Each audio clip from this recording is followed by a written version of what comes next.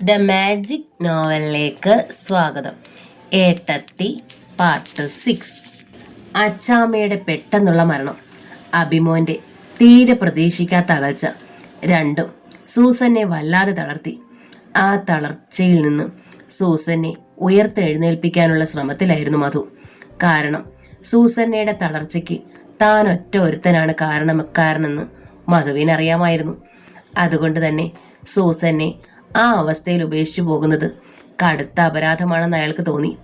മധു അരികിലിരുന്ന് സാന്ത്വനിപ്പിക്കുകയും സമാധാനിപ്പിക്കുകയും ചെയ്തപ്പോൾ സൂസന്നയ്ക്ക് തെല്ലാശ്വാസം തോന്നി. ഞാനുണ്ട് സൂസന്നെ നിന്റെ കൂടെ, മധു ഉറപ്പ് കൊടുത്തു. മെല്ലെ സൂസന്നെ എഴുന്നേറ്റു. കഞ്ഞി ഉണ്ടാക്കി, കറിയും ഉണ്ടാക്കി. തനിക്ക് വേണ്ടിയല്ലെങ്കിലും മധുവിന് വേണ്ടിയെങ്കിലും ചെയ്തേ മതിയാകൂ. കഞ്ഞി വിളമ്പിയിട്ട് സൂസന്ന മധുവിനെ വിളിച്ചിരുത്തി. അയാൾക്ക് മുമ്പിൽ പ്ലേറ്റ് വെച്ച് വിളമ്പി.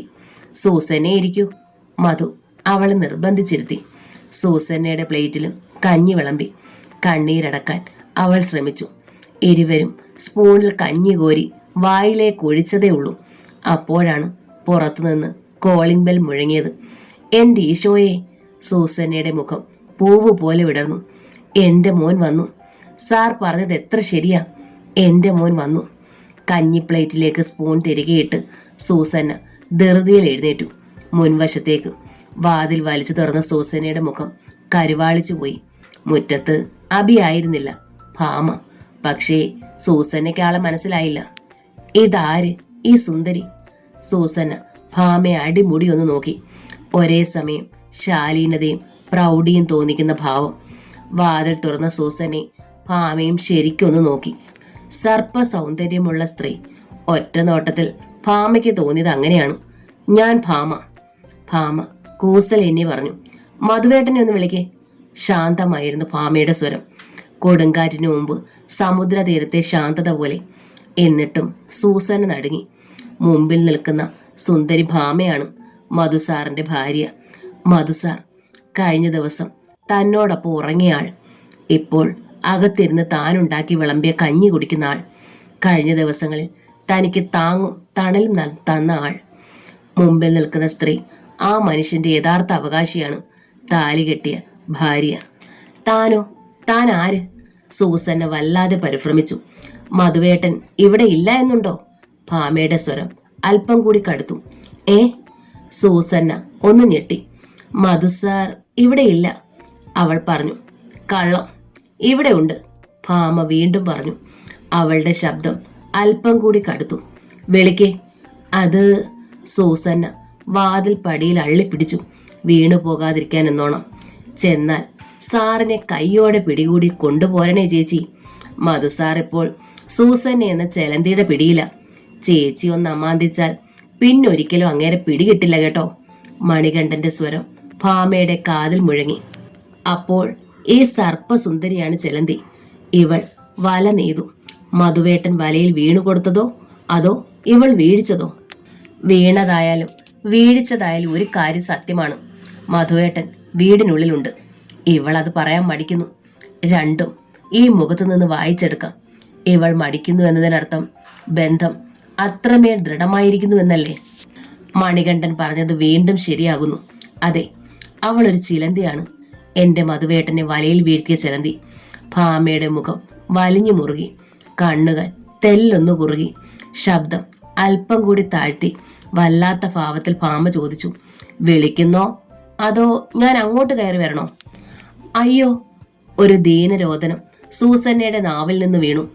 തെറിച്ചിട്ടെന്നവണ്ണം അവൾ അകത്തേക്ക് നടന്നു. സൂസന്ന വരാൻ ഡൈനിങ് റൂമിൽ കാത്തിരിക്കുകയായിരുന്നു മധു. അബിയാണ് വന്നതെങ്കിൽ അബിയുടെ പ്രതികരണം എന്താകും എന്ന് ഭയന്നിട്ട് തന്നെ. അപ്പോഴാണ് സൂസന്നയുടെ വരവ്. പേടി കിട്ടിയതുപോലെ അവളുടെ മുഖം വിളറിയിരുന്നു. ആശ്രയമറ്റൊരു കുഞ്ഞു കിളിയുടെ ദീനതയായിരുന്നു മുഖത്തും നോട്ടത്തിലും. എന്താ സൂസന്നെ? മധു തെല്ലു ഭയന്നു. അവിടെ എന്ന അർത്ഥത്തിൽ സൂസന്ന പുറത്തേക്ക് കൈ ചൂണ്ടി. അബിയല്ലേ? പിന്നെ ആരാ വന്നത്? ആ ജിമ്മിയോ? മധു ക്രോധത്തോടെ നോക്കി. അല്ല, ഞാനാണ്. പെട്ടെന്ന് റൂമിന്റെ വാതിക്കൽ ഭാമയുടെ സ്വരം. മധു ഞെട്ടിപ്പകച്ചുപോയി.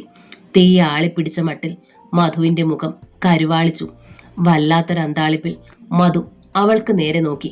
നീയോ? അതെ. ഭാമ ഒട്ടും പതറിയില്ല. നീ എന്തിനു വന്നു? മധു ഉള്ളിൽ ഞെട്ടലും വിളർച്ചയും മറയ്ക്കാനും ധൈര്യം സംഭരിക്കാനും ശ്രമിച്ചു. അത് കൊള്ളാം. എന്റെ കഴുത്തിൽ ഈ താലി കെട്ടിയ നിങ്ങൾ. ഭാമ കഴുത്തിൽ കിടന്നിരുന്ന താലി ഉയർത്തിക്കാട്ടി. ഇവിടാണെങ്കിൽ ഞാൻ ഇവിടല്ലേ വരേണ്ടത്? ഭാമ ശാന്തമായി തന്നെ പറഞ്ഞു. ഭർത്താവിന്റെ കാലടിപ്പാടുകൾ പിന്തുടരാൻ വേണ്ടി 14 വർഷം കല്ലും മുള്ളും ചവിട്ടിയ സീതയല്ലേ ആർഷഭാരത സംസ്കാരത്തിന്റെ പഞ്ചനാരികളിൽ പ്രധാനി. ഞാനും ഭർത്താവിന്റെ കാലടിപ്പാടുകൾ തേടി വന്നു. എത്തിയത് കാട്ടിലേക്കല്ല, ചിലന്തി വലയ്ക്കുള്ളിലാണെന്ന് മാത്രം. ശബ്ദമടക്കി നാടക ഡയലോഗ് ഭാവത്തിൽ ഭാമ പറഞ്ഞു. ചിലന്തി വല. സൂസന്ന തളർച്ചയോടെ ഭിത്തിയിൽ ചാരി. ഈ വല പൊട്ടിച്ച് നിങ്ങളെ കൊണ്ടുപോകാൻ വന്നതല്ല ഞാൻ, ഭാമ പറഞ്ഞു. മധു അവളെ തുറച്ചു നോക്കി. പകരം ഞാനും ഈ വലയ്ക്കുള്ളിലേക്ക് കയറുന്നു. നിങ്ങളുള്ളിടത്തല്ലേ ഞാനും താമസിക്കേണ്ടത്. മധുവിന്റെ കണ്ണുമിഴിഞ്ഞു. സൂസന്നയുടെ നമുക്ക് 2 പെൺകുട്ടികൾ ജനിച്ചിട്ടുണ്ട്, അറിയാലോ. അവരെ കൂടെ കൊണ്ടുവരണമെന്ന് പറഞ്ഞാൽ കൊണ്ടുവരാം. ഇല്ലെങ്കിൽ നമുക്ക് മൂവർക്കും മാത്രം നമുക്കിവിടെ ഒരുമിച്ച് താമസിക്കാം. എന്താ? മധു പല്ല് കടിച്ചു. ഭാമ സൂസന്നെ നോക്കി. എന്താ, സൂസന്നയ്ക്ക് അതിൽ വിരോധമുണ്ടോ? അവൾ ചോദിച്ചു. സൂസന്ന നിന്നുരുകി. അവൾ മധുവിനെ നോക്കി. കുറ്റപ്പെടുത്തലോ ദേഷ്യമോ നിസ്സഹായതയോ ഒക്കെ കൂടിക്കലർന്ന നോട്ടം. മധു ഭാമയ്ക്കരികിലേക്ക് ചെന്നു. നീ വീട്ടിൽ പോണം. വീട്ടിലോ? ഏത് വീട്ടിൽ? ഭാമ ചോദിച്ചു. നിങ്ങൾ താമസിക്കുന്നതാണ് എന്റെ വീട്, ഭാമ ഉറച്ച സ്വരത്തിൽ പറഞ്ഞു. ഭാമേ, നീ കളിക്കരുത്. നിനക്കെന്നെ ശരിക്കറിയില്ല. മധു വീണ്ടും പല്ല് കടിച്ചു. അറിയില്ല, ശരിക്കറിയില്ല. അതാണ് എൻ്റെ കുഴപ്പം. നിങ്ങളെ മനസ്സിലാക്കണമെങ്കിലും ഞാൻ കൂടെ താമസിക്കണ്ടേ? സർ, സൂസന്ന സഹികേടോടെ വിളിച്ചു. നിങ്ങൾ പോകൂ സർ, പ്ലീസ്. തേങ്ങിക്കരഞ്ഞുകൊണ്ട് അവൾ അകത്തെ മുറിക്കുള്ളിലേക്ക് കയറിപ്പോയി. മധുവിന് കൂടുതൽ അരിശം വന്നു. എങ്കിലും അക്ഷോഭ്യായി നിൽക്കുന്ന ഭാമയെ ഒന്ന് രൂക്ഷമായി നോക്കിയിട്ട് അയാൾ പുറത്തേക്ക് നടന്നു. പിന്നാലെ ചെന്നു ഭാമയും. മധു തന്റെ സ്കൂട്ടർ സ്റ്റാർട്ടാക്കുമ്പോഴേക്കും ഭാമ പിന്നിൽ കയറി ഇരുന്നു കഴിഞ്ഞു. ഒരു തരത്തിലുള്ള അകൽച്ചയും ഈർഷ്യയും ഉണ്ടെന്ന് ഭാവിക്കാതെ വയറിന്മേൽ ചുറ്റിപ്പിടിച്ചു. താലി കെട്ടിയ പുരുഷനാണ് ഒപ്പം. തൻ്റെ 2 കുട്ടികളുടെ അച്ഛൻ. ആ പരിഗണനയോ ഭർത്താവിനോടുള്ള അകമഴിഞ്ഞ സ്നേഹമോ അവളിൽ ഉണ്ടായിരുന്നില്ല. ആ ഉള്ളു പൊള്ളയായിരുന്നു. സ്നേഹം പൊടിക്കുന്ന അവയവങ്ങൾ ഓരോന്നിലും മരവിപ്പുമായിരുന്നു. എങ്ങനെയോ അവളിൽ മൃദുല വികാരങ്ങൾ നഷ്ടപ്പെട്ടിരുന്നു. സ്കൂട്ടർ ചെറിയിടത്തെത്തി. നീനുവിന്റെ വായിൽ ഫീഡിംഗ് ബോട്ടിൽ വെച്ചുകൊണ്ട് അവളെ നെഞ്ചത്തടുക്കി പിടിച്ച് മുറ്റത്തോടെ നടക്കുകയായിരുന്നു ജ്യോതി. ഗേറ്റ് കടന്നു വരുന്ന സ്കൂട്ടർ. മുമ്പിൽ മധുവേട്ടൻ. മധുവേട്ടനെ ചുറ്റിപ്പിടിച്ച് ഭാമേട്ടെത്തി. എന്റെ ഭഗവതി, എന്താണ് ഈ കാണണേ? സ്കൂട്ടറിന്റെ ശബ്ദം കേട്ടപ്പോൾ കാർത്തിയും മുൻവശത്തേക്ക് ഓടി വന്നു. സ്കൂട്ടറിൽ നിന്ന് ഇറങ്ങി വന്ന മകനെ ഉറുമ്പടക്കം പിടിച്ചിരിക്കുന്ന കാർത്തി പൊട്ടിക്കരഞ്ഞു. എന്റെ പൊന്നു മോനെ, നീ എവിടായിരുന്നടാ? അവർ മധുവിന്റെ മുഖത്തും മുടിയിലും തലോടി. മധു കാർത്തിയുടെ കൈ വെടിവെച്ച് അകത്തേക്ക് കയറിപ്പോയി. ഇവൻ എവിടായിരുന്നടി? കാർത്തി ഭാമയെ പിടിച്ചു ഉയർത്തി. പറയണോ? ഭാമ ഒന്ന് സംശയിച്ചു. അമ്മയാണ് മുമ്പിൽ. കാതോർത്ത് നിൽക്കുന്ന ജ്യോതി. വേണ്ട, ഭാമ മുഖമുയർത്തി. ഓഫീസിൽ നിന്ന്, അവൾ പറഞ്ഞു. ഓഫീസിൽ തന്നെ ആയിരുന്നോ ഇവന്റെ കിടപ്പ്? ആ. ഭാമ എന്തോ മറയ്ക്കുന്നുണ്ടെന്ന് ജ്യോതിക്ക് തോന്നി. എങ്കിലും അത് ഭാവിച്ചില്ല. മുറിക്കുള്ളിൽ കയറിയ മധു അസ്വസ്ഥനായി അങ്ങോട്ടും ഇങ്ങോട്ടും നടക്കുകയായിരുന്നു. എങ്കിലും അയാളൊന്ന് ശ്രദ്ധിച്ചു. താൻ സൂസന്നയുടെ വീട്ടിലായിരുന്നുവെന്ന് ഭാമ അമ്മയോടും ജ്യോതിയോടും പറഞ്ഞില്ല. വേണമെങ്കിൽ അവൾക്ക് പറയാം, ശബ്ദം ഉയർത്താം. അവിടെ വന്നപ്പോഴും അങ്ങനെ ചെയ്യാമായിരുന്നു. പക്ഷെ ചെയ്തില്ല. അതുകൊണ്ട് അപമാനിതനായില്ല. പക്ഷേ സൂസന്ന. മധു തിരിയുമ്പോൾ ആവി പറക്കുന്ന ചായയുമായി ഭാമ മുമ്പിൽ. ഉച്ച സമയം, ഊണ് തരാം. എന്നാലും ഒരു ചായ എടുത്തു എന്നേ ഉള്ളൂ. അയാൾ ചായ വാങ്ങിയില്ല. ഭാമ വശ്യമധുരമായി ഒന്ന് പുഞ്ചിരിച്ചു. അയാൾ ആ പുഞ്ചിരി കണ്ടു. കവളിൽ നിന്നും അധരങ്ങളിൽ നിന്നും രക്തം തൊട്ടെടുക്കാവുന്ന ചുവപ്പ്. സൂസന്നയുടെ പുഞ്ചിരിക്കോ ഈ പുഞ്ചിരിക്കോ ആർദ്രത കൂടുതൽ.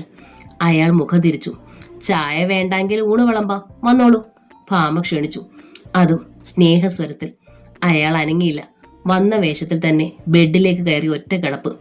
കുറേ സമയം കഴിഞ്ഞ് ഭാമ നോക്കുമ്പോൾ മനസ്സിലായി ആൾ ഉറങ്ങുകയാണെന്ന്. ഉറങ്ങട്ടെ, ഭാമ വിളിച്ചില്ല. മധു ഉണർന്നത് വൈകുന്നേരം. ഭാമ തന്നെ ചായ നൽകി. മധു ചായ വാങ്ങി മിണ്ടാതിരുന്ന് കുടിച്ചു. വെള്ളം കോരിയിട്ടുണ്ട്. മധുവേട്ടൻ കുളി കഴിഞ്ഞ് വന്നോളൂ. മറ്റൊരുത്തിയുടെ വിയർപ്പും ഗന്ധവും ശേഷിച്ചിട്ടുണ്ടെങ്കിൽ അത് പോകട്ടെ, ഭാമ ശാന്തസ്വരത്തിൽ പറഞ്ഞു. മധു അവളെ രൂക്ഷമായി നോക്കി. എങ്കിലും രാത്രിയായപ്പോൾ അയാൾ കുളിച്ചു. ഊണ് വിളമ്പിയിട്ട് വിളിച്ചപ്പോൾ അയാൾ വന്നു. സ്നേഹമയിയായ ഒരു ഭാര്യയായിട്ടവൾ അയാളോട് ചേർന്ന് നിന്ന് ആഹാരം വിളമ്പി മതി വരുവോളം ഊട്ടി.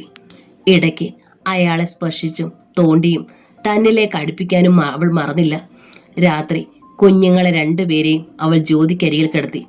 എന്നിട്ട് പറഞ്ഞു, ഉണർന്നു കരഞ്ഞാൽ എന്നെ വിളിച്ചോണം. ജ്യോതി നിഗൂഢമായൊരു മന്ദഹാസത്തോടെ തലയാട്ടി. ഭാമ കിടക്കറയിലേക്ക് ചെന്നു. ബെഡിൽ കിടക്കുകയായിരുന്ന മധുവിനോട് പറ്റി ചേർന്ന് കിടന്നു. അയാളുടെ നെഞ്ചിലെ രോമങ്ങൾക്കിടയിലൂടെ മെല്ലെ കൈവിരലുകൾ ഓടിച്ചു. ക്രമേണ അയാളുടെ കരങ്ങൾ തന്നിൽ മുറുകുന്നത് അവൾ അറിഞ്ഞു. ഭാമേ, ഒരുപാട് സ്നേഹം ചാലിച്ച മട്ടിലായിരുന്നു വിളി. എന്തോ ഭാമ വിളി കേട്ടു. നിനക്ക് എന്നോട് ദേഷ്യമില്ലേ? ഇല്ല, ഞാൻ നിന്നെ ഒരുപാട് വേദനിപ്പിച്ചു.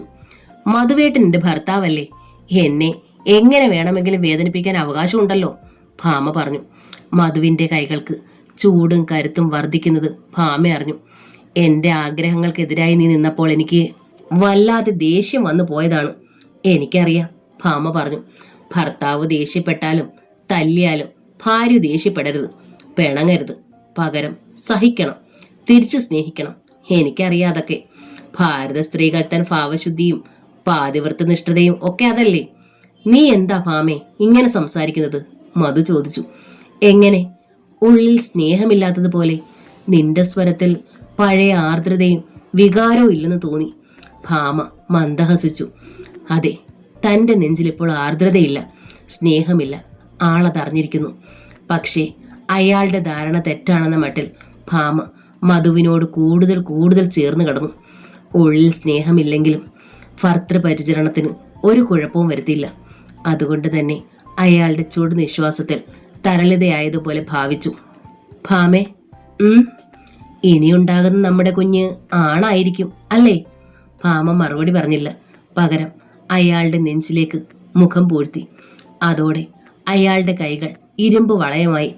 ആ വളയത്തിനുള്ളിൽ കിടന്ന് ഉള്ളു പൊള്ളയായ മനസ്സിൽ നിസ്സംഗത നിറയ്ക്കാൻ പാടുപെടുകയായിരുന്നു ഭാമ. അവളുടെ അതരങ്ങൾ ഒന്നു വിടർന്നു. ഒരസാധാരണമായ വിജയോന്മാദത്തിന്റെ ചിരി അതരങ്ങളിൽ പൂത്തുനിന്നു. അയാൾ പക്ഷേ അത് കണ്ടില്ല. ജ്യോതിയുടെ മുറിയിൽ കുഞ്ഞ് കരയുന്ന ശബ്ദം കേട്ടാണ് ഭാമ കണ്ണു തുറന്നത്. അവൾ പെട്ടെന്ന് എഴുന്നേറ്റു. പാല് കുടിക്കുന്ന സമയമായിട്ടുണ്ടാവും നീനുവിന്. ഭാമ വാതിൽ തുറന്നു. പാതിരാത്രി കഴിഞ്ഞിട്ടേ ഉള്ളൂ. മെല്ലെ ഇടനാഴിയിലൂടെ ചെല്ലുമ്പോൾ നീനുവിനെയും കൊണ്ട് വരികയായിരുന്നു ജ്യോതി. ഭാമ കുഞ്ഞിനെ വാങ്ങി. ജ്യോതി ഭിത്തിയിൽ ചാരി നിന്നു. നീ പോയി കിടന്നോളൂ ജ്യോതി, കുഞ്ഞ് എൻ്റെ കൂടെ കിടന്നോളൂ. അനു ഉറങ്ങുമല്ലേ? അതെ. ഭാമ നീനുവിനെയും കൊണ്ട് തിരിച്ച് മുറിക്കുള്ളിലേക്ക് കയറി. ബെഡിന്റെ ഓരത്തിരുന്നു കൊണ്ട് അവൾക്ക് പാല് കൊടുത്തു. എന്നിട്ട് അവൾ നോക്കി. കമിഴ്ന്ന് കിടന്ന് ഉറക്കമാണ് മധുവേട്ടൻ. ഇനിയത്തെ കുട്ടി ആണായിരിക്കുമെന്ന് അത്യന്തം പരിഹാസഭാവത്തിൽ ഭാമയൊന്ന് മന്ദഹസിച്ചു. എന്തൊരുറപ്പ്! ആ ഉറപ്പ് മൂലധനമായിരിക്കട്ടെ. ഭാമയ്ക്ക് സന്തോഷം തോന്നി. തന്നെ വിട്ട് അന്യ സ്ത്രീയെ തേടിപ്പോയ ഭർത്താവാണ് ഇന്ന് തൻ്റെ അരികിൽ കിടക്കുന്നത്. വെറുക്കേണ്ടതാണ്. വെറുത്തിട്ടില്ലെന്നാണ് ഭാവിച്ചതും. വെറുക്കാനാവുന്നില്ല. പക്ഷേ ഉള്ളിൽ ശക്തമായി പ്രതിഷേധം ഇരമ്പുന്നുണ്ട്. ഒരു കടലോളം ദേഷ്യവുമുണ്ട്. ചവിട്ടിയാലും തൊഴിച്ചാലും എല്ലാം സഹിക്കുന്ന ഒരു ചാൺ വയറിനു വേണ്ടിയും ഒന്ന് തലചായ്ക്കാൻ ഒരു കൈത്തടത്തിനു വേണ്ടിയും കൈകൂപ്പി അടിമത്തം ഭാവിച്ചു നിൽക്കുന്ന പഴയ വിധേയ പെൺവർഗത്തെയാവും മധുവേട്ടന് വേണ്ടത്. ഭാമേ! മധുവിൻ്റെ ഇന്നലെ രാത്രിയിലെ തേൻ പുരട്ടിയ വിളികൾ കാതിൽ മുഴങ്ങുന്നത് പോലെ തോന്നി ഭാമയ്ക്ക്.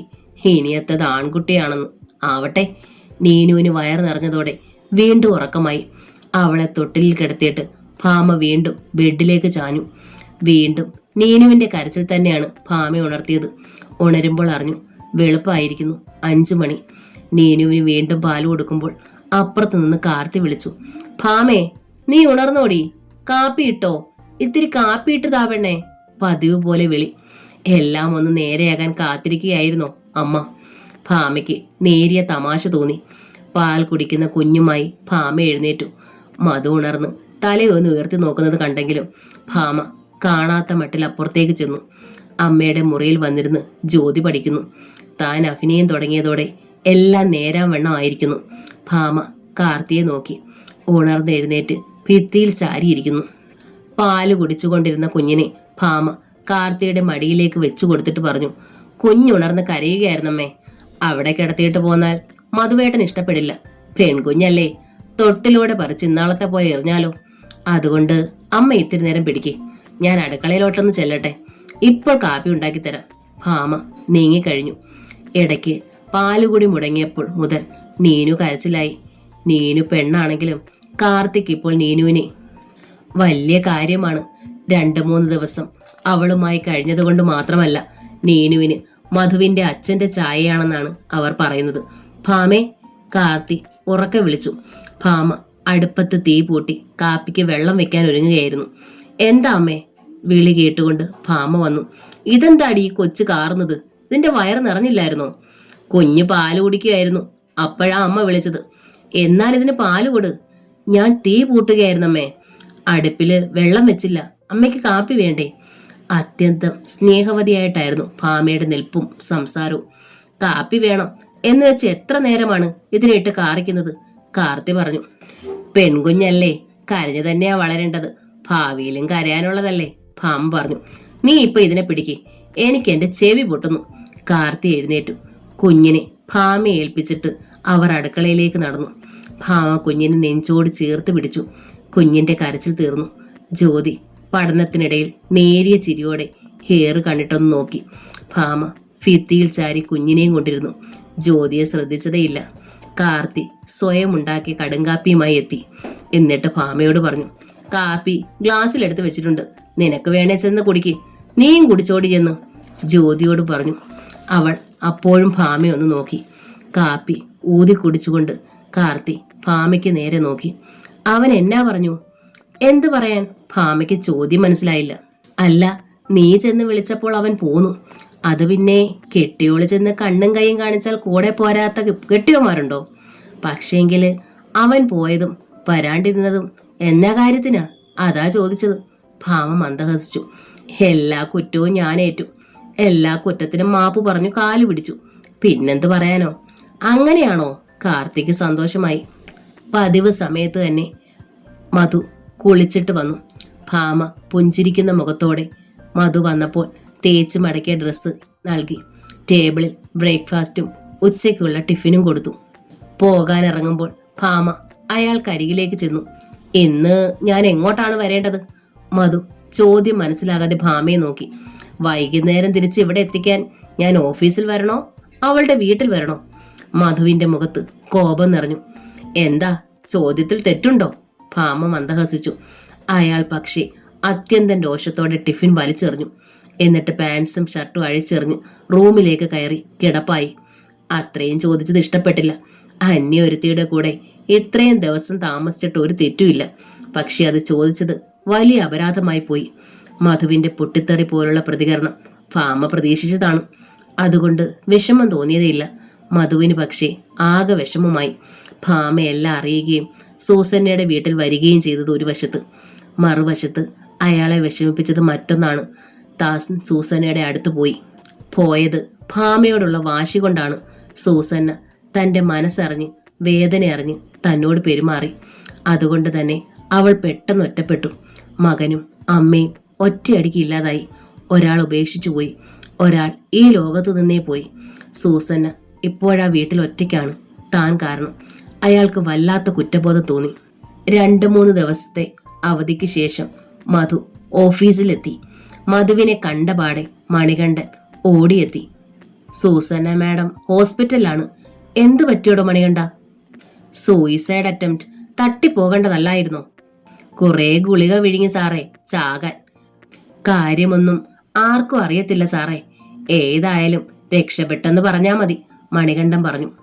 ഉച്ചയ്ക്കോ മറ്റോ ആണ് സംഭവം. മുറികൾ തൂക്കാനും കഴുകാനും ഒരു സ്ത്രീ ചെല്ലാറുണ്ട്. അവരന്ന് ചെല്ലുമ്പോഴാ മുറിക്കകത്ത് ബഹളം. അവര് നിലവിളിച്ച് ആളെ കൂട്ടി. അങ്ങനെ രക്ഷപ്പെടുത്തിയത്. മധുവിനാകെ വെപ്രാളമായി. ഏറെയും കുറ്റബോധം. തൻ്റെ ടേബിളിൽ നോക്കി. അർജന്റ് ഫയൽ ചിലതുണ്ട്. മനസ്സ് നേരെ നിന്നില്ലെങ്കിലും അവ ചെയ്യാതെ വയ്യ. കാരണം കുറേ ദിവസമായിട്ട് ലീവായിരുന്നല്ലോ. ഒരു വിധത്തിൽ ഉച്ചയോടുകൂടി ഫയൽ തീർത്തിട്ട് മധു ഇറങ്ങി. നേരെ ഹോസ്പിറ്റലിലേക്ക്. സിറ്റിയിലെ ഒരു വലിയ ഹോസ്പിറ്റൽ തന്നെയാണത്. 2ാം നിലയിൽ 201 നമ്പർ റൂം. റൂമിന്റെ വാതിക്കലെത്തിയതും മധു നിന്നു. റൂമിനുള്ളിൽ ബെഡിൽ സൂസന്ന ഒറ്റയ്ക്ക് തളർന്ന് അവശയായി, മുഖമൊക്കെ കരുവാളിച്ച്. ആ മുഖത്തെ ആകർഷണീയതയും സൗന്ദര്യവും നഷ്ടപ്പെട്ടിരിക്കുന്നു. അമ്പേറ്റ് ചിറക് കരിഞ്ഞ് അശരണരായി വീണ് കിടക്കുന്ന ഒരു കിളി. മധു സൂസന്നയ്ക്ക് അരികിലേക്ക് നീങ്ങി. ഉറങ്ങുകയോ മയങ്ങുകയാണവൾ. ആകെ തളർന്ന ഈ അവസ്ഥയിലും അവൾക്കാരും കൂട്ടില്ലല്ലോ. സൂസന്നയ്ക്ക് അധികം ബന്ധുക്കളില്ല. ഏക ആശ്രയമായിരുന്നു അമ്മച്ചി. പിന്നെയുള്ളത് സമാധാനത്തോടെ ഉള്ള സങ്കടങ്ങൾ ഉള്ളിലൊതുക്കി കഴിഞ്ഞിരുന്നവളാണ് സൂസന്ന. ഒരു സുപ്രഭാതത്തിൽ താൻ അവിടെ ചെന്ന് കയറി. അന്നു മുതൽ സൂസന്നയുടെ സമാധാനം നഷ്ടപ്പെട്ടു. താൻ ശരിക്കും അവരെ കുരുക്കിലാക്കി പിടിച്ച് ചിറക് മുറിക്കുകയായിരുന്നു. എന്നിട്ട് താൻ സൗകര്യപൂർവ്വം രക്ഷപ്പെട്ടു. തനിക്ക് ഒന്നും നഷ്ടപ്പെടാനില്ല. പക്ഷേ സൂസന്നയ്ക്കോ? മധുവിന് അലിവ് തോന്നി. അലിവിൽ നിന്നുടലെടുത്ത അനുതാപവും സ്നേഹവും തോന്നി. അയാൾ അവളുടെ മുടിയിഴകളിൽ ഒന്ന് തലോടി, നെറ്റിയിൽ കൈവച്ചു. സൂസന്നെ ഒന്ന് ഞെട്ടി. എമയൊന്ന് ചിമ്മി കണ്ണു തുറന്നു. അമ്പരപ്പിന്റെ ഒരു നിലവിളി അവളിൽ നിന്നുണ്ടായി. എന്താ സൂസന്നെ, എന്തൊരബദ്ധമാണ് ഈ ചെയ്തത്? സ്നേഹം പൊതിഞ്ഞ ശാസനയോടെ മധു സൂസന്നയുടെ കൈയിന്മേൽ പിടിച്ചു. അത്യധികം സങ്കടത്തിൽ നിന്നുടലെടുത്ത ഒരു പൊട്ടിത്തെറിക്കൽ. പോ, എന്നെ തൊടണ്ട. സൂസന്ന ആ കൈ തട്ടിത്തെറിപ്പിച്ചു. മധുവിന്റെ കൈ കട്ടിലിന്റെ ക്രാസിൽ തട്ടി. വേദന കൊണ്ടയാൾ മുഖമൊന്ന് ചുളിച്ചു. സഹിച്ചില്ല സൂസന്നയ്ക്കത്. അവൾ അയാളുടെ മാറിലേക്ക് ചാഞ്ഞു. പിന്നെ അയാളെ ഉറുപ്പടക്കം പിടിച്ചു. എന്നെ ഇട്ടിട്ട് എവിടാ പോയേ? അവൾ അയാളുടെ നെഞ്ചിൽ തലയിട്ട് ഉരുട്ടിക്കരഞ്ഞു. ഇനി ഇങ്ങനെ പോയാൽ ഞാൻ മരിക്കും, തീർച്ചയായും മരിക്കും. സൂസന്നെ, എന്താ ഇങ്ങനെയൊക്കെ പറയുന്നത്? കൊച്ചുകുട്ടികളെ പോലെ. കൊച്ചുകുട്ടിയാണോ ഞാൻ? ആണോ? അല്ലല്ലോ. സൂസന്ന വിങ്ങിപ്പൊട്ടി. അത് തന്നെയാണ് എന്റെ പ്രശ്നവും. ഒറ്റയ്ക്ക് ഒരു വീട്ടിൽ ആരോരുമില്ലാതെ റോയിച്ചായം പോയി, എന്റെ അച്ചായം പോയി, അമ്മച്ചി പോയി. നിങ്ങൾ ഒട്ടും പ്രതീക്ഷിക്കാത്തൊരു നിമിഷത്തിൽ നിങ്ങൾ എനിക്ക് അത്താണിയായി. എന്നിട്ടോ? തേങ്ങി പൊട്ടിക്കൊണ്ട് സൂസന്ന ചോദിച്ചു. അവകാശക്കാര് വന്ന് വിളിച്ചപ്പോൾ കൂടെ പോയില്ലേ? ഭാമ എന്റെ ഭാര്യയാണ്. മധുവിന്റെ ശബ്ദം താഴ്ന്നു പോയി. പിന്നെന്തിനു നിങ്ങൾ എന്റെ അടുത്ത് വന്നു? സൂസന്നയുടെ ശബ്ദം ഉയർന്നു. കണ്ണുകൾ കത്തി. അത് പിന്നെ ഭാര്യയുമായി നിങ്ങൾ പിണങ്ങി. 5-6 വർഷമായി ഭർത്താവില്ലാതെ കഴിയുന്ന എന്നെ സഹായിക്കാൻ വന്നു അല്ലേ? അത് നിങ്ങൾ ആ രാത്രിയിൽ വന്നു. എന്റെ എല്ലാ നിയന്ത്രണങ്ങളും തെറ്റിച്ച് നിങ്ങൾ എന്നെ കീഴ്പ്പെടുത്തി. അതുകൊണ്ട് മാത്രം എനിക്ക് എന്റെ മോൻ നഷ്ടമായി, എന്റെ അമ്മച്ചി നഷ്ടമായി. എന്നിട്ട് നിങ്ങളോ ഭാര്യ വന്ന് വിളിച്ചപ്പോൾ കൂടെ പോയി. അല്ലാതെ പിന്നെ? അപ്പോ ഞാനിനി എന്ത് ചെയ്യണം? പറ, എന്ത് ചെയ്യണം? മരിക്കണോ? സൂസന്നെ, ഞാൻ പറയുന്നത്. നോ, ഒന്നും പറയണ്ട. നിങ്ങളൊന്നും പറയണ്ട. എനിക്കറിയാം എന്ത് വേണമെന്ന്. ജീവിക്കാനേ ബുദ്ധിമുട്ടുള്ളൂ, മരിക്കാൻ ഇല്ല. മരിക്കാൻ എനിക്കൊരു ബുദ്ധിമുട്ടുമില്ല. ഒന്ന് പരാജയപ്പെട്ടു എന്ന് കരുതി ഒന്നുകൂടെ ചെയ്യാൻ സൂസന്ന മടിക്കുന്നവളുമല്ല. അത്യന്തം രോഷത്തോടെ പറയുക മാത്രമല്ല, സൂസന്ന മുറിക്ക് പുറത്തേക്കിറങ്ങി ഒറ്റ ഓട്ടം. സൂസന്നെ, നിൽക്കൂ! മധു പിന്നാലെ ഓടി. ഹോസ്പിറ്റലിന്റെ 4ാം നിലയുടെ ടെറസിലായിരുന്നു സൂസന്നയുടെ ലക്ഷ്യം. സൂസന്ന ടെറസിലെത്തിയപ്പോൾ തൊട്ടു പിന്നിൽ തന്നെ ഉണ്ടായിരുന്നു മധുവും. ശരിക്കും ഒരാത്മഹത്യ തന്നെയായിരുന്നു സൂസന്നയുടെ ലക്ഷ്യം. അത് മധുവിന്റെ മുമ്പിൽ വെച്ച് തന്നെ ചെയ്യണമെന്നും. പക്ഷേ അയാൾ സമ്മതിച്ചില്ല. പിടിച്ചു വലിച്ച് പിന്നോക്കം നിർത്തി. ഇല്ല, എനിക്കിനി ജീവിക്കണ്ട. സൂസന്ന കുതറി. ഒറ്റയ്ക്ക് എനിക്ക് വയ്യ, എനിക്കിങ്ങനെ വേദനിക്കാൻ വയ്യ. സൂസന്ന ഏങ്ങി കരഞ്ഞു. അവളെ തന്നോട് ചേർത്ത് പിടിച്ചുകൊണ്ട് മധു സാന്ത്വനിപ്പിച്ചു. സൂസന്ന ഒറ്റയ്ക്കല്ല, ഞാനുണ്ടാകും എപ്പോഴും. സൂസന്ന അവിശ്വസനീയതയോടെ അയാളുടെ കണ്ണുകളിലേക്ക് ഉറ്റുനോക്കി. സത്യം, സൂസന്നെ ഞാൻ ഒറ്റയ്ക്കാക്കില്ല. ഞാനുണ്ട് കൂടെ. വേദനകളെല്ലാം നമുക്കൊരുമിച്ച് പങ്കിടാം, അയാൾ പറഞ്ഞു. പക്ഷേ ഭാമ ഇവിടേക്ക് വന്നാൽ? സൂസന്ന ചോദിച്ചു. മധു വിളറിപ്പോയി. കഴിഞ്ഞ ദിവസത്തെ പോലെ അവരുടെ കൂടെ പോകുമോ? പൊട്ടിക്കരഞ്ഞുകൊണ്ട് അവൾ അയാളെ ചേർത്ത് പിടിച്ചു. എനിക്ക് അമ്മയുണ്ട്, അനിയത്തിയുണ്ട്, ഭാര്യയും മക്കളും ഉണ്ട്. പോകാതിരിക്കാനാവുമോ സൂസന്നെ? അപ്പോൾ ഞാൻ ആരുമല്ല എന്ന് സൂസന്ന വീണ്ടും കലമ്പി. എന്നല്ല സൂസന്നെ. മധു സൂസന്നെ സമാധാനിപ്പിച്ചു. അവളുടെ കണ്ണുകളിൽ തുളുമ്പി നിന്നിരുന്ന കണ്ണീർ തുടച്ചു. നിന്റെ ഈ ദുരിതം പിടിച്ച അവസ്ഥയ്ക്ക് കാരണം ഞാനാണല്ലോ. അതുകൊണ്ട് തന്നെ നിന്നെ ഞാൻ ഉപേക്ഷിക്കില്ല. പോരെ? തൽക്കാലം ജീവിക്കാൻ സൂസന്നയ്ക്ക് ആ ഒരു ഉറപ്പെങ്കിലും വേണമായിരുന്നു. സൂസന്നെ ഡിസ്ചാർജ് ചെയ്തു. മധു അവളോടൊപ്പം തന്നെ പോയി. ആ വീട്ടിലെത്തുമ്പോൾ മധു അറിഞ്ഞു മരണത്തിന്റെ മരവിപ്പിക്കുന്ന ഒരു നിശബ്ദത ഉള്ളിൽ ഉറഞ്ഞു നിൽക്കുന്നു എന്ന്. സൂസന്ന മടുത്തതും മരണത്തിലേക്ക് കുതിച്ചതും വെറുതെയല്ല. മധു തന്റെ ഒപ്പം ഉണ്ടെന്നറിഞ്ഞപ്പോൾ സൂസന്ന താനെ ക്ഷീണവും തളർച്ചയും ഒക്കെ മറന്നു. അവൾ കാപ്പി ഉണ്ടാക്കുകയും അയാൾക്ക് പകർന്നു കൊടുക്കുകയും ചെയ്തു. അവളും കുടിച്ചു. അമ്മച്ചിയുടെ മരണം മുതൽ വീടിനകവും പരിസരവും ഒക്കെ വൃത്തികേടായിട്ടാണ് കിടക്കുന്നത്. അതൊക്കെ ഒന്ന് വൃത്തിയാക്കണമെന്നുണ്ടായിരുന്നു. പക്ഷേ മധു സമ്മതിച്ചില്ല. 2 ദിവസം കഴിയട്ടെ, ക്ഷീണം മാറട്ടെ, എന്നിട്ട് മതി വൃത്തിയാക്കലൊക്കെ. അയാൾ ശാസിച്ചതല്ലാതെ അവൾക്ക് വേണ്ടിയെങ്കിലും ഒന്ന് സഹായിക്കുകയോ ഒരു ചായയെങ്കിലും ഉണ്ടാക്കുകയോ ചെയ്തില്ല. മധുവിനത് അറിയില്ലായിരുന്നു. രാത്രിയിൽ ഉറങ്ങാൻ കിടക്കുമ്പോഴും സൂസന്നയുടെ നെഞ്ചിലെ തീ അണയ്ക്കാനും അവളെ സമാധാനിപ്പിക്കാനുമാണ് മധു ശ്രമിച്ചത്. ഇനി ഒരിക്കലും ആത്മഹത്യ എന്ന ചിന്തയെ ഈ മനസ്സിൽ പാടില്ല കേട്ടോ, അയാൾ പറഞ്ഞു. എന്റെ ഈ പ്രായത്തിൽ ഒരാത്മഹത്യ എന്ന തീരുമാനം വെറുതെ ഒരാളെടുക്കുമെന്ന് തോന്നുന്നുണ്ടോ? സൂസന്ന ചോദിച്ചു വേദനയോടെ. ഭാര്യ വന്ന് വിളിച്ചപ്പോൾ നിങ്ങൾ പോയി. പക്ഷേ എന്റെ ആ സമയത്തെ അവസ്ഥ എന്തെന്ന് നിങ്ങൾ ചിന്തിച്ചിട്ടുണ്ടോ? മധു സൂസന്നയുടെ മുഖത്തേക്ക് നോക്കി. അവളുടെ കണ്ണുകൾ തുളുമ്പുകയായിരുന്നു. ഈ വീട് മുഴുവൻ ഇരുട്ട്. എനിക്ക് ചുറ്റും ഒരുപാട് അരൂപികൾ. തലച്ചോറിനുള്ളിൽ അട്ടഹാസങ്ങൾ. എനിക്ക് എന്നെ തന്നെ മനസ്സിലാകാത്തൊരവസ്ഥ. കണ്ണാടിയിൽ ഞാൻ കാണുന്നത് എന്നെയല്ല, പ്രേതത്തെ. സൂസന്ന മധുവിന്റെ കരങ്ങൾ പിടിച്ചെടുത്ത് തന്റെ നെഞ്ചിലേക്ക് ചേർത്തു. എന്റെ അരികിൽ ശബ്ദം വേണമായിരുന്നു. ഇത്തിരി വെട്ടം വേണമായിരുന്നു. എനിക്കൊരു കൂട്ട് വേണമായിരുന്നു. ഇല്ലെങ്കിൽ ഭ്രാന്ത് പിടിക്കുമെന്ന് വന്നു. എനിക്ക് എന്റെ മോനെയെങ്കിലും തിരിച്ചു കിട്ടിയാൽ മതിയായിരുന്നു. ഞാൻ പോയി. എന്റെ കുഞ്ഞിനെ വിട്ടുകിട്ടാൻ വേണ്ടി ഞാൻ പോയി. അവിടെ അവർക്ക് മുമ്പിൽ ഞാൻ കരഞ്ഞു, കെഞ്ചി. പക്ഷേ അവരെന്റെ മോനെ തന്നില്ല. സൂസന പൊട്ടിക്കരഞ്ഞു. എന്നെ തളർത്തിയത് അവരുടെ പെരുമാറ്റമല്ല, എന്റെ മോന്റെ പെരുമാറ്റമാണ്. ഇനി ഒരിക്കലും അവൻ എന്നെ വേണ്ടെന്നു. സഹിച്ചില്ല എനിക്കത്. തിരികെ വന്നപ്പോഴാണ് ഇനി ജീവിക്കണ്ടെന്ന് തോന്നിയത്.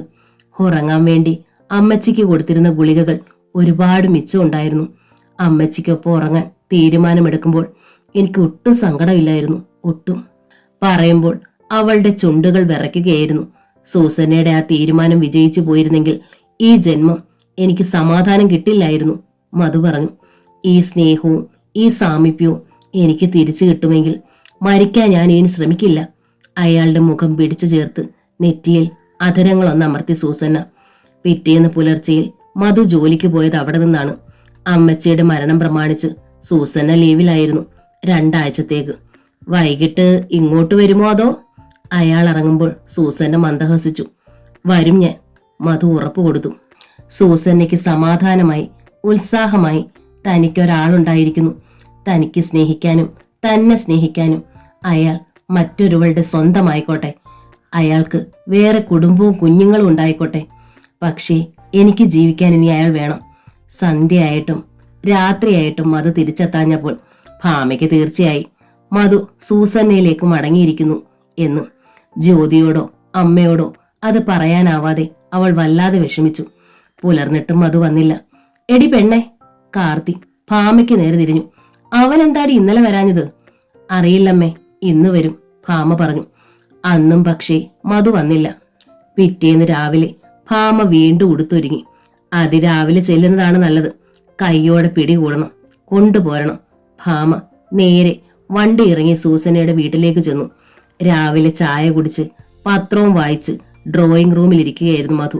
ഭാമ അങ്ങോട്ട് തന്നെ കയറി ചെന്നു. മധു ഞെട്ടി എഴുന്നേറ്റു. നീ എന്തിനു വന്നു? ചോദ്യം സൂസനയുടേതായിരുന്നു.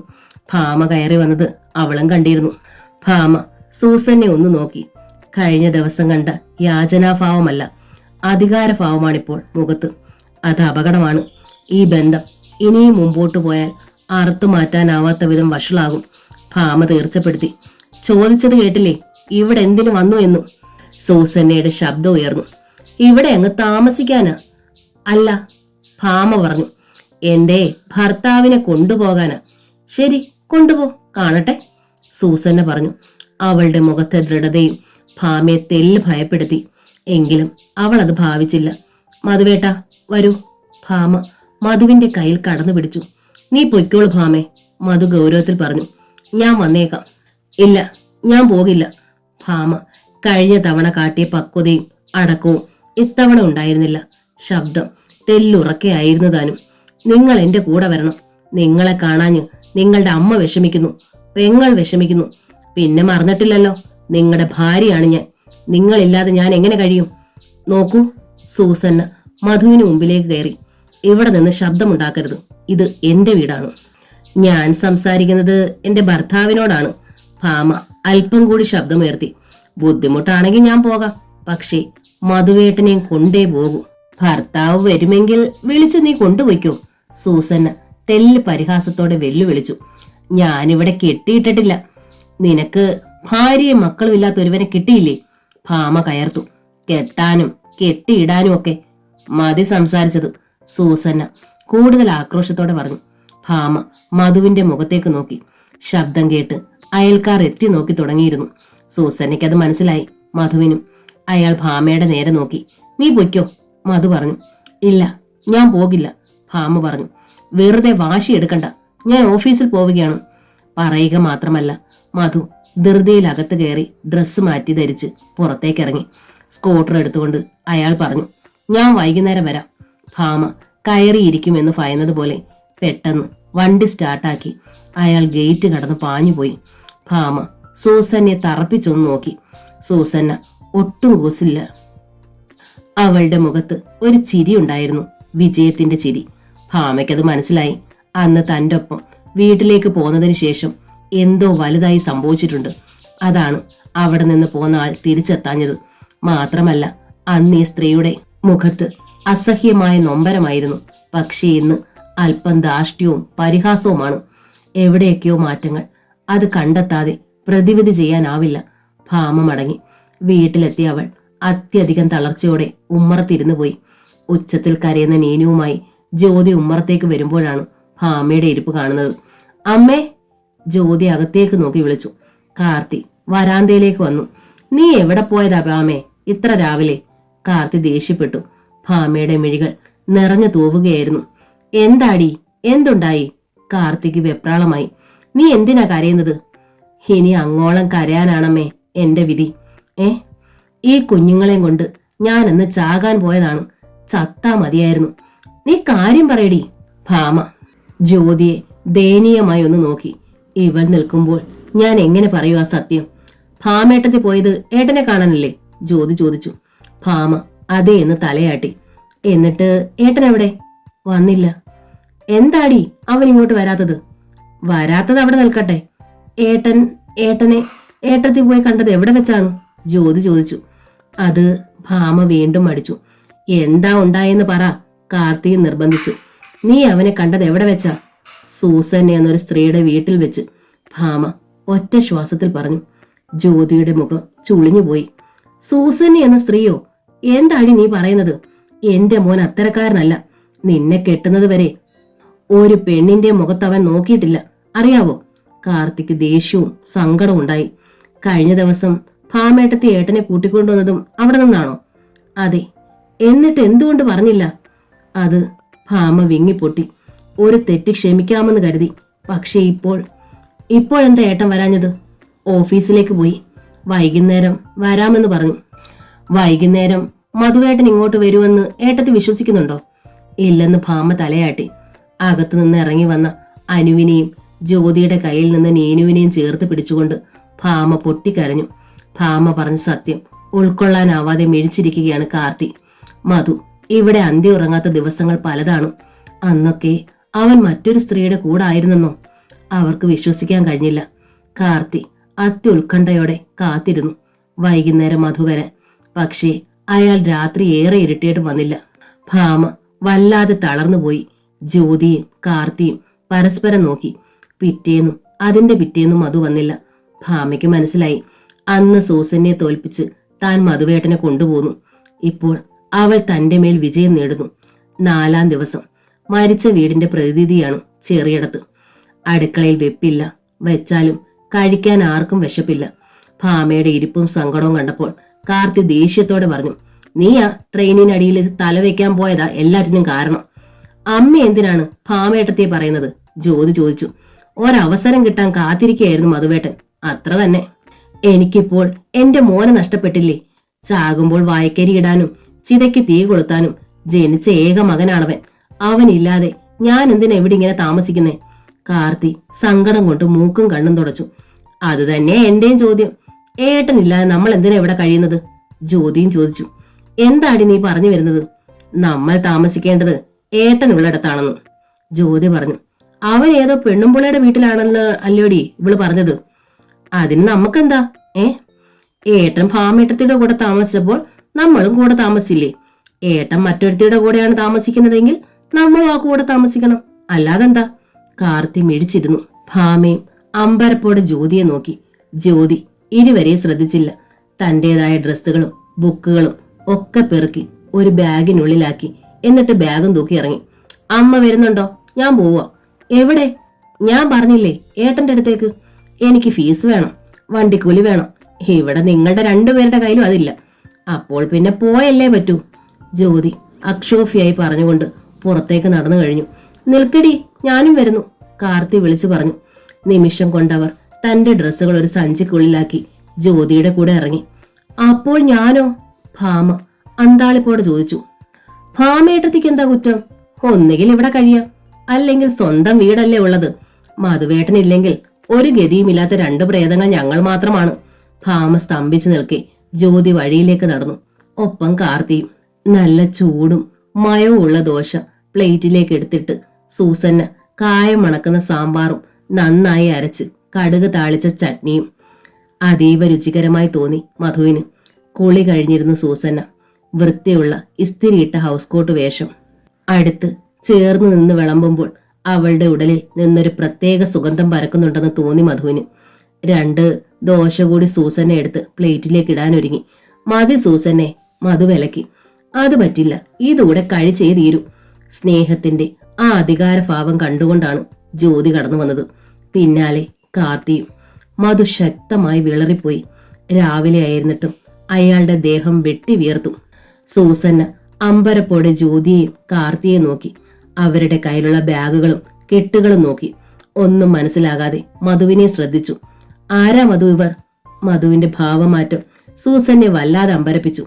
മധു ദീനനായി സൂസന്നെ ഒന്ന് നോക്കി. ഞാൻ ജ്യോതി, മധുവേട്ടന്റെ സിസ്റ്ററാ. ഇതമ്മ. ജ്യോതി സ്വയം പരിചയപ്പെടുത്തി. കാർത്തിയെയും പരിചയപ്പെടുത്തി. നീ എന്തിനാ ഇങ്ങോട്ട് വന്നത്? മധുവിന്റെ സ്വരം താഴ്ന്നെങ്കിലും തെല്ല് കടുത്തതായിരുന്നു. ഞങ്ങൾ പിന്നെ എങ്ങോട്ടാ പോവേണ്ടത്? കാർത്തി ചോദിച്ചു. ഏട്ടൻ ഇവിടെയാണ് താമസമെങ്കിൽ പിന്നെ ഞങ്ങൾ എന്തിനാണ് അവിടെ കഴിയുന്നത്?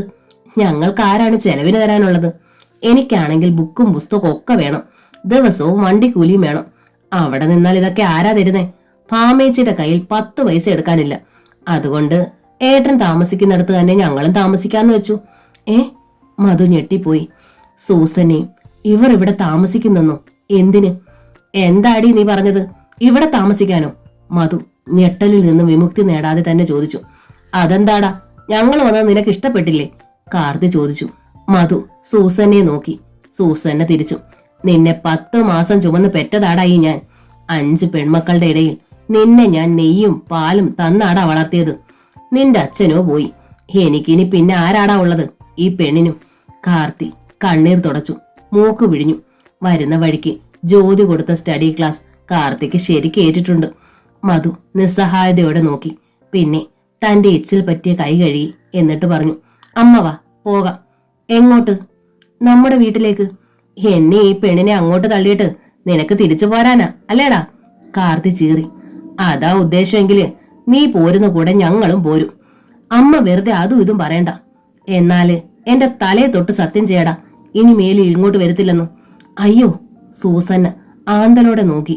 മധു അത് കണ്ടു. താൻ ഇവിടെ നിന്ന് പോയാൽ ആത്മഹത്യ ചെയ്യാൻ റെഡിയായിരിക്കുന്നു സൂസന്ന. കൈ നിറയെ സ്ലീപ്പിംഗ് പിൽസ് ഒരിക്കൽ കഴിച്ചതാണവൾ. അവിടെയോ ട്രെയിനിന്റെ ചക്രങ്ങൾക്കിടയിൽ തല വെക്കാൻ ഓടി ഒരുവളാണ് അവിടെ. തന്റെ നെഞ്ചിൽ ഇപ്പോൾ ഏറെ സ്നേഹം ആരോടാണ്? ഭാമയോടോ അതോ സൂസന്നയോടോ? എടി കൊച്ചേ. കാർത്തി സൂസന്നയ്ക്ക് അരികിലേക്ക് നീങ്ങി.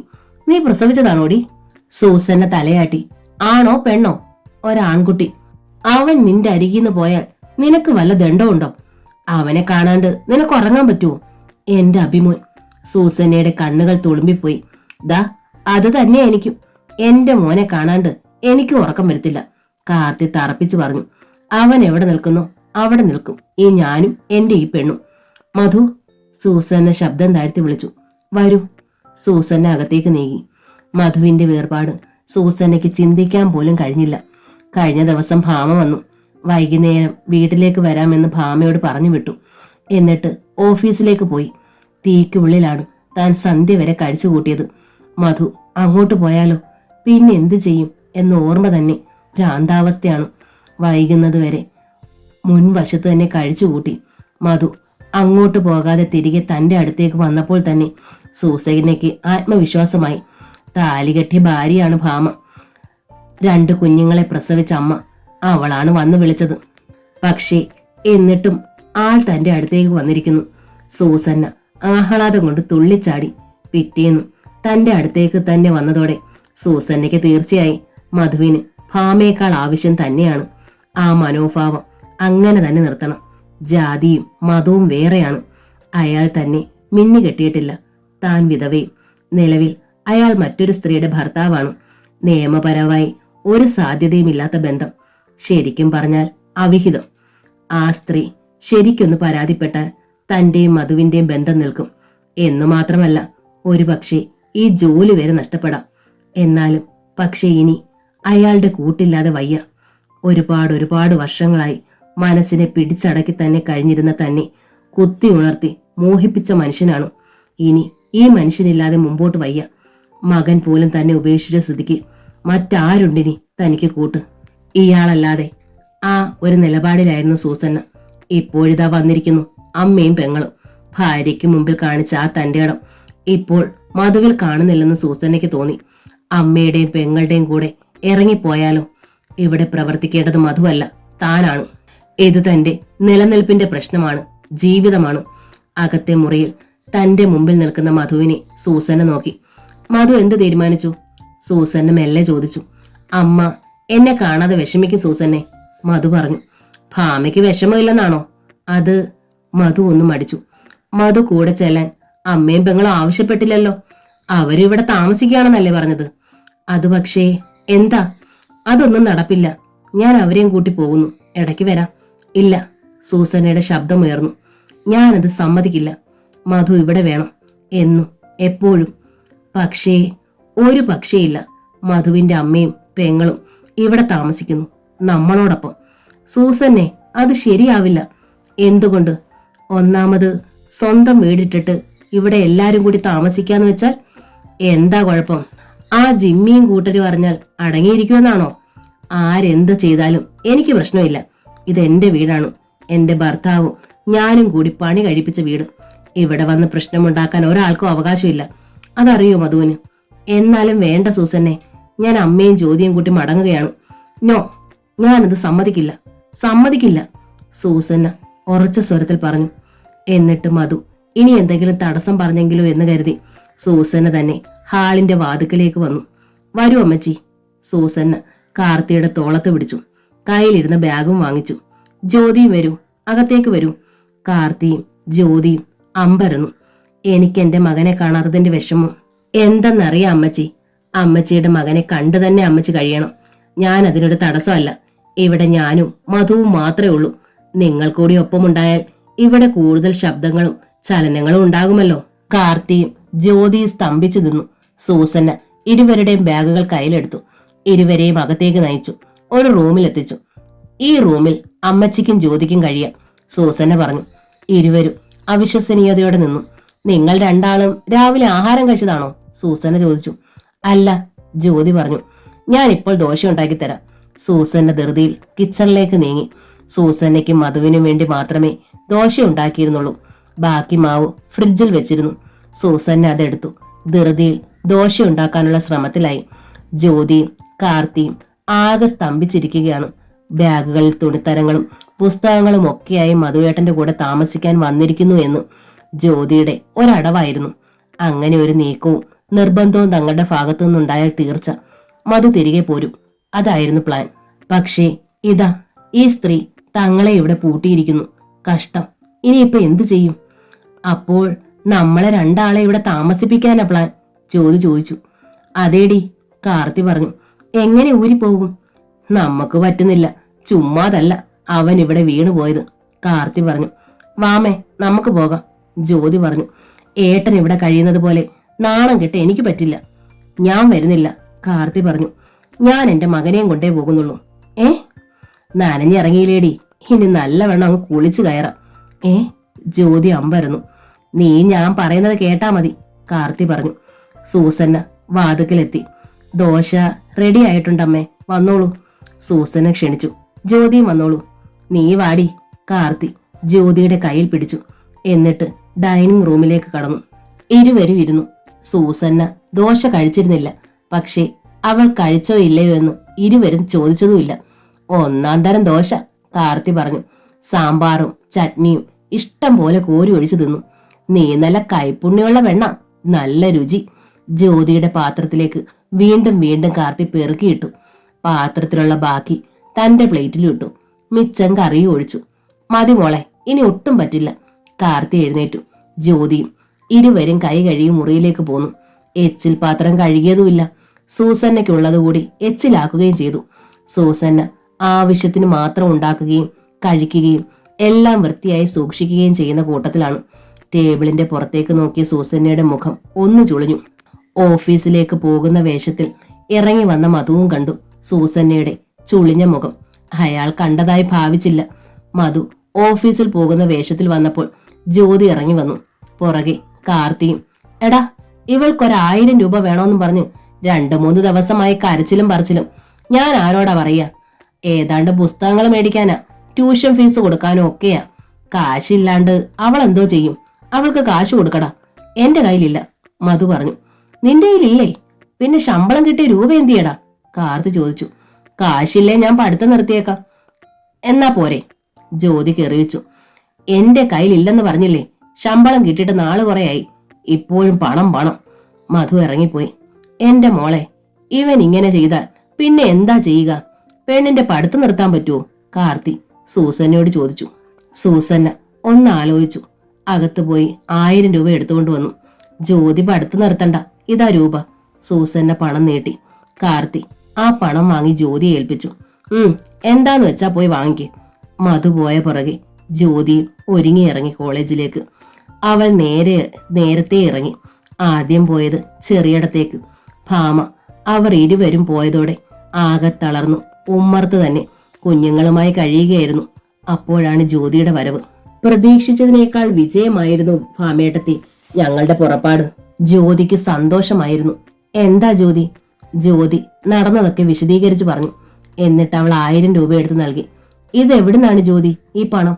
മധുവേട്ടൻ തന്നു, ജ്യോതി കള്ളം പറഞ്ഞു. എന്തിന്? പുസ്തകമെന്നും ട്യൂഷൻ ഫീസെന്നൊക്കെ കള്ളം പറഞ്ഞു വാങ്ങി.